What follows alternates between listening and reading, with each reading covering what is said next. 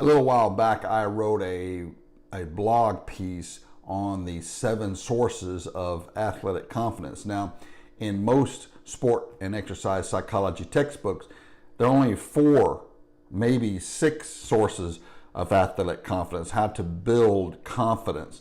However, I added one, and it's a subject that you can't really talk about in academia, and that's the aspect of religion, or in my case, as a Christian man, Christianity. How can Christianity build athletic confidence? Well, if you have faith, or if you have confidence, which is another word for faith, then you're going to have the belief that you are part of something much bigger than just a golf game or bigger than your sport.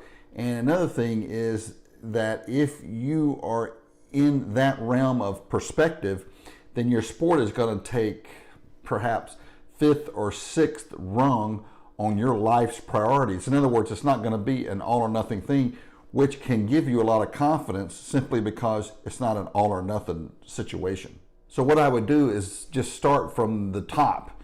The number one thing that builds or can contribute the most to athletic confidence. We're going to start from 1, and then in this little series, we're going to go from 1, and then we're going to work it all the way down to number 7. And I'm going to explain to you how athletic confidence is built and what are the sources of athletic confidence or confidence, period, and how you can get it, how you can maintain it, and how you can grow it over a long period of time, over your entire career.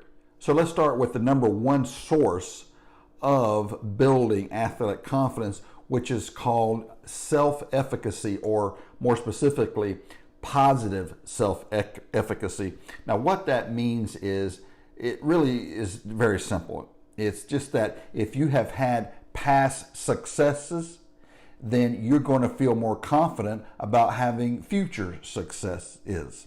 So let's say you've had you're a golf professional, or you're a golfer, and you've had a terrific round of golf. Well, no doubt, if you're going into the next day, you're going to feel very confident about that particular round because of what you did in the past. So past success builds confidence, or gives you a sense of faith or confidence or belief that you can have future success. So past success builds and gives you confidence for future success. However, there are several caveats to this line of thinking. I want to go over it with you right now. Success is like the chicken or egg. Where does the belief system come from? Where do you get the belief that you can actually have success?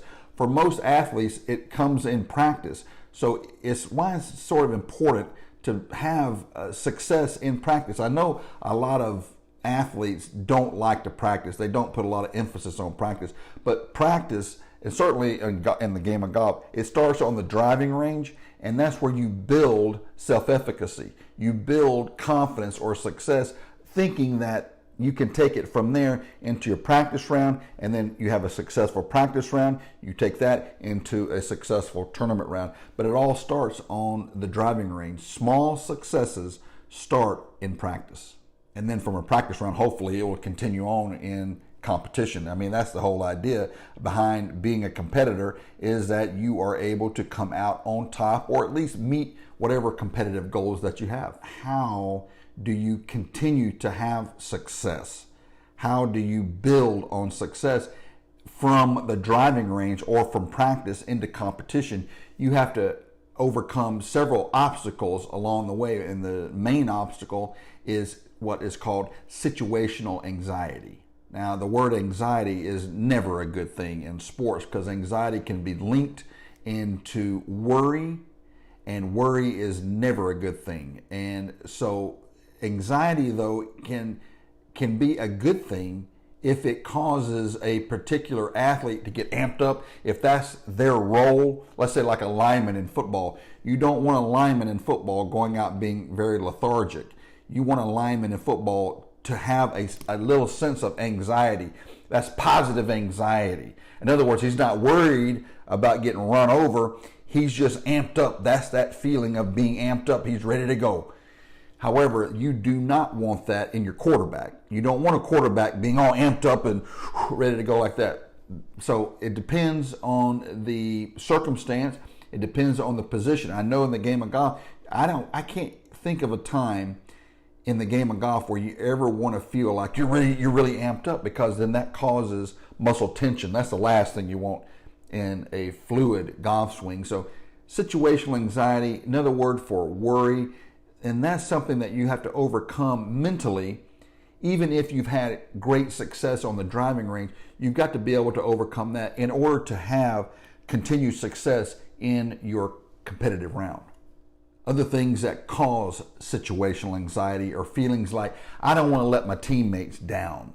I had this feeling like I'm part of the team, or I don't want to let my parents down because they invested so much time and energy in me. I don't want to let them down. Or I don't want to get humiliated. I don't want to feel like that when I go out there, I'm going to feel like and look like a failure. It's part of self-image, part of ego. So these things that I've just discussed with you, the thinking that I'm going to humiliate myself or let my parents down or let my teammates down, this all can cause situational anxiety. Even though you may have had a lot of success on the practice range or your practice field, you come back into the field of competition with these types of thoughts, these types of anxious thoughts, and it can destroy any self-efficacy that you've built into your practice. So it's important to, like I've said before, to get out of the practice mode and get yourself into competition mode. And again, that's all psychological. And two more things about having past success is that even if you've had a letdown of performance, it's important to try to find something useful out of what some would call failure. I hate to use that word failure, because you can sort of reframe that saying that, I failed today. Well, no, I fell short. I fell short of my goal. However, now I'm going to go back and analyze why I fell short of my goal, and then I can use that information to better myself in the future. So in other words, it's just not so black and white, because calling yourself a failure, I have failed, or I've let myself down, or whatever, that can demotivate an athlete, feeling like they've let their teammates down, or they let their parents down, or they've let themselves down. So you can use that information to sort of analyze what was going on in my mind during competition versus or in contrasting of a practice session in which I did very good. So in other words, my practices are going great. My competition times or scores are a lot higher. What is the difference now in my mind in practice versus competition? You compare and contrast, and if then your competition times are not as good, or your competition scores are not as good as your practice scores, then you can say, well, I was thinking about this in practice. I was not thinking the same thing in a competition. Therefore, maybe there's the divide right there. There's the thing that is missing from here to here. There's no worry over here in practice because, it really doesn't matter. Well, there you go. If that's the case and it doesn't matter, then that's the attitude you want to have over in competition. It doesn't matter. I'm just out here having a good time, relaxed, and I'm just going to enjoy the day.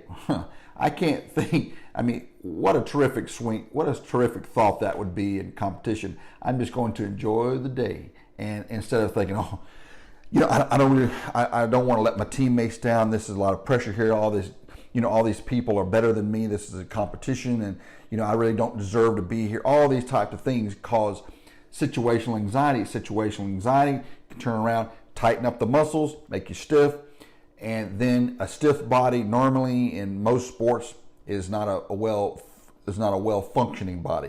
Therefore, to overcome those types of things, you have to analyze what was going on in your mind and your best performances. Write those down. Make a mental note of those things. Actually, literally write them in a journal so that you can compare and contrast those things with your competition times or your competition scores. And then you've got a basis, you've got a point of reference now, and that you can go back and analyze that and hopefully have the same scores or better in competition. And lastly, it's important to have success every single day in your sporting life. I don't care what it is. Just something small every single day. You've done something to move towards your goal every day. Now, some days it'll be a tiny thing. Other days it'll be a huge thing. But every single day it's important to feel successful. This is part of self-efficacy, having a successful past performances. Every single day as a competitive athlete, you've done something, whether it be a small thing or a huge thing, to move yourself positively down the road and towards your goal. That will keep you motivated on the day-to-day grind, the so-called grind of being a competitive athlete, where your competitor, hopefully, are getting down in the dumps.